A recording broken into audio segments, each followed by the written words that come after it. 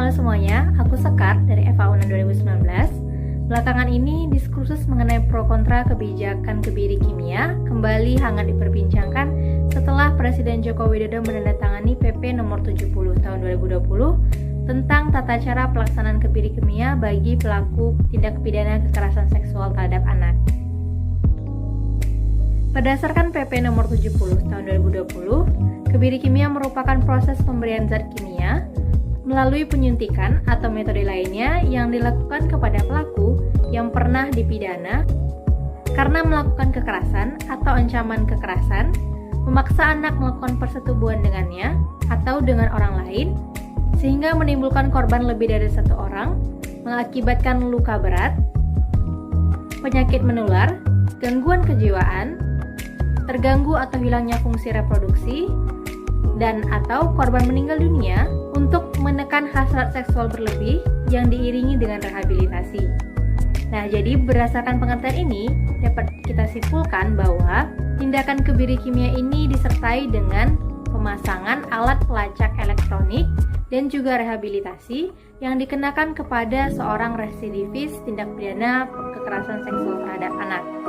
Adapun kebijakan kebiri kimia ini hanya dapat dikenakan untuk jangka waktu paling lama 2 tahun.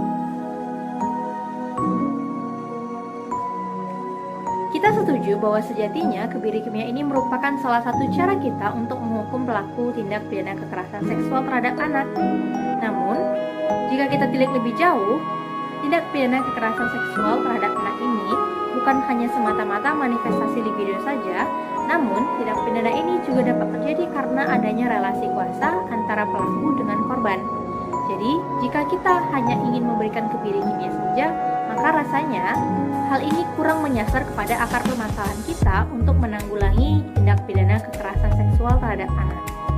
Berdasarkan data statistik, kebijakan kebiri kimia mampu menurunkan angka kekerasan seksual terhadap anak sebesar 85%. Namun, berdasarkan data dari World Statistics 2012, bahwa kebijakan kebiri ini sejatinya belum mampu memberikan efek jera pada pelaksanaannya di seluruh dunia.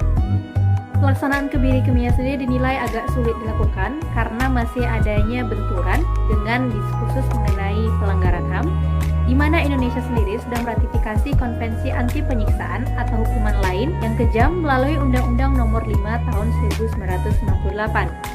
Belum lagi, Ikatan Dokter Indonesia yang menyatakan tidak bersedia untuk menjadi eksekutor pelaksanaan kebiri kimia ini. Ada pula yang beranggapan bahwa sejatinya dengan adanya kebijakan kebiri kimia ini, maka pemerintah seolah memarginalisasikan kepentingan korban. Bagaimana tidak? Adapun anggaran untuk melakukan kebiri kimia ini yaitu sekitar 130 juta untuk satu orang dalam masa 2 tahun kebiri kimianya. Jika saja anggaran ini kita alokasikan untuk kepentingan korban, bukankah hal ini lebih baik? Karena berdasarkan faktanya di lapangan, bahwa untuk biaya visum korban membuktikan tindak pidana kekerasan seksual ini masih belum ditanggung baik oleh pemerintah daerah maupun pemerintah pusat. Belum lagi perlindungan, rehabilitasi, ataupun konseling yang sekiranya masih luput dari pandangan kita. Selain itu, masih banyak pihak yang merasa skeptis dengan adanya kebiri kimia ini karena kebijakan kebiri kimia ini hanya berlaku dalam jangka waktu paling lama 2 tahun. Setelah 2 tahun masa kebiri kimia ini, maka tidak ada yang bisa memberikan jaminan apakah pelaku akan berhenti untuk melakukan tindak pidana yang sama. Jadi, kita tidak boleh hanya berpegang kepada kebijakan kebiri kimia ini saja untuk menuntaskan masalah kekerasan seksual terhadap anak. Kita juga perlu melakukan upaya preventif seperti edukasi seks dan juga payung hukum yang kuat untuk melindungi korban, sama halnya dengan kita menghukum pelaku. Contohnya adalah dengan pengesahan RUU PKS.